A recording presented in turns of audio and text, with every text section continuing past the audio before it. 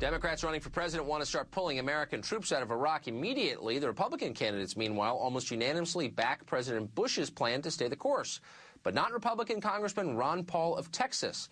Paul opposed the war from the start. He voted against the original war authorization back in 2002.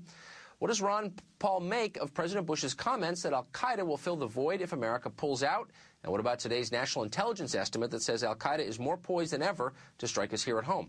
Joining us now to discuss all this is Ron Paul himself. Congressman, thanks for joining us. Thank you. Nice to be with you. Thanks. Before I ask you about those matters, we saw the FEC reports, including those from your campaign, and we're amazed to learn that Barry Manilow has given to your campaign. I know last time you were on, we talked about getting a celebrity supporter. It looks like you have. Do you know Barry Manilow? No, I don't. I was very pleased to find that out. Are you a fan? I found that out about the time you did. Do you like his music? Oh, I really like it now, I'll tell you that. You're a fan of convenience. Good for you. There you go. So we're learning that what we already knew, which is that much of the threat we face from extremists abroad originates in the Northwest Territories of Pakistan, Waziristan. If you're president, what would you do about that? About dealing with the al-Qaeda in Pakistan? Yes. Well, you're not going to deal with much until you change foreign policy, but I did vote for the authority to go after Osama bin Laden in that area, and we sort of backed away, and there's a problem there. Now it's compounded by the fact that the al-Qaeda now has an incentive for growth. We had no al-Qaeda in Iraq, and now it's growing by leaps and bounds. And this idea that if we leave, al-Qaeda will come in, exactly the opposite occurred. They weren't there until we went in. So I think we should deal in a very, very targeted way to go after the leadership of al-Qaeda and go after Osama bin Laden.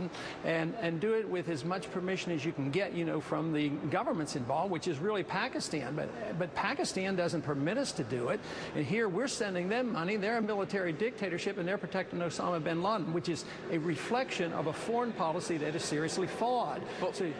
Why would we, if we faced an imminent physical threat, verifiable threat, from elements within Pakistan, and the Pakistani government declined to do anything about it, why wouldn't we just ignore their wishes and do something about it anyway? I think we have the right to do it if there's an imminent threat, but the odds of al-Qaeda launching a nuclear weapon at us, and the president does have authority, imminent threat or a threat, the president doesn't need permission from the Congress.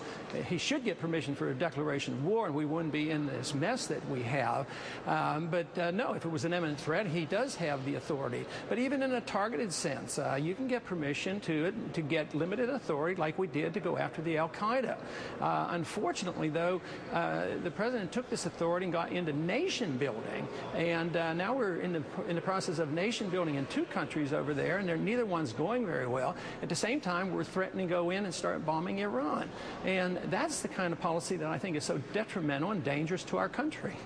There has been a great hesitance on the part of every president I'm aware of in America to deal with regimes that are genuinely bad. The idea is we are above that. We are tainted by their evil if we make common cause with them. Are you bothered by that? I mean, is there any regime that we should just not deal with because they're morally repugnant? Well, basically, you try to avoid that attitude because you really want to talk to as many people as possible and trade with people. I mean, we dealt with the Chinese, and that wasn't a bad idea. We trade with them now, and we're very much less likely now to have a war with China. So I would say you deal with these people. We talk to the Russians, so why can't we talk to the Iranians? It makes a lot of sense to me that we should talk to them. If we talk to these other regimes, it's this attitude that we should isolate ourselves from the world and just be belligerent and threaten them and put on sanctions. Right now, the more sanctions we put on, the more harm we do to the dissidents that are in Iran. So I would say that always backfires. So yes, in general, you want to deal with people and talk to people as much as possible. If there's hostilities going on, even then you talk to people to try to end them. Right. But depending on force and war is the wrong way to go. That shouldn't be the American way. Okay. Congressman Ron Paul of Texas running for president. Joining us again. I appreciate it. Thanks, Congressman. Thanks a lot.